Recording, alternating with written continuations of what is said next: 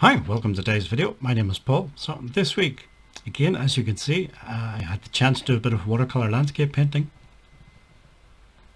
As I said before, if you're interested in the materials that I'm using, the paint and so on, I have included a list of all the materials in the description box below this video, assuming that you're watching the video on YouTube.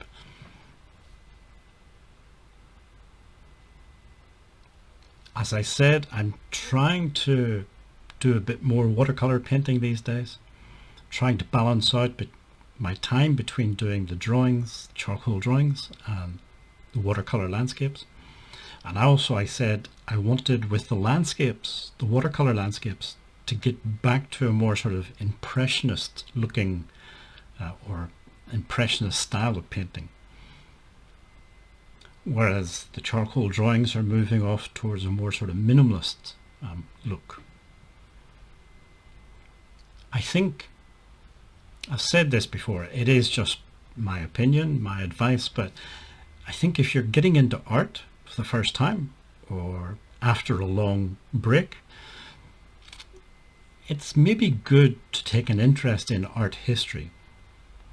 So not just spend your time drawing and painting, but spend a bit of time looking at some videos. There's loads of videos on YouTube, loads of blog articles and things, blog posts that deal with art history. And the reason I say it's good to do this is not through some sort of abstract academic study, but in a very practical way. So when you're getting started with art, when you're getting back into art, you need some sort of direction, you need some sort of goal to help steer the way that your art is going. If you don't know what you want to produce, if you don't know what sort of style of art you want to produce, it's very difficult to know if you're making any progress or if you're getting any closer to that style. So, for example, in my case, when I got into watercolor painting, which is almost 4 years ago now, I decided that I really liked Impressionist painting, so I was going to try and produce something in watercolor that kind of vaguely looked like an Impressionist painting. The Impressionists themselves, of course, didn't use, or very, very rarely used, watercolor. They worked mostly in oil. Degas did use soft pastels a lot, but I would argue that Degas was not actually an Impressionist painter. I know that he spent a lot of time with the Impressionists in the early days, and he exhibited with that sort of group of artists, that independent group, many of whom went on to form the nucleus of sort of Impressionist painting. But as I say, I don't think Degas was actually an Impressionist painter. He rarely left the studio to do any painting. In his opinion, painting was not a sport. It was not something you went outside to do. The other art movement that I'm interested in is minimalism, and as I say, with the charcoal drawing, I'm trying to incorporate those ideas into the way I use charcoal to draw landscapes.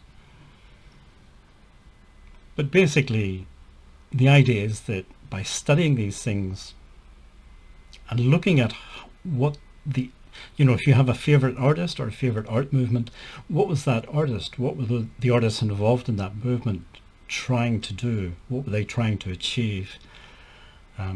If you can sort of study those things, it might help to give your own art some direction, and then I think you can make some progress a little bit faster, maybe.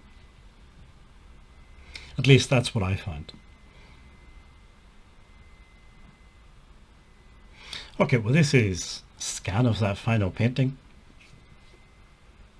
So when I say Impressionist style, I mean what I sometimes call implied detail. So in the foreground, it looks as though there's lots of detail,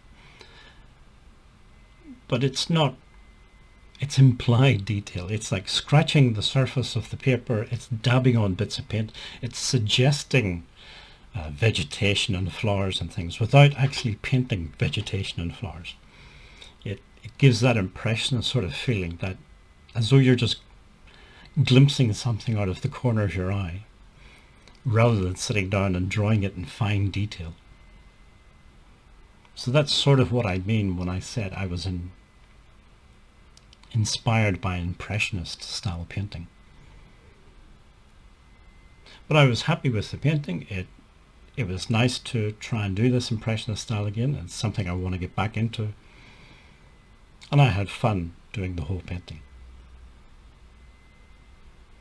Okay, if you made it this far in the video, as I said, there are in the description box below, there's some links and materials and things that I'm using.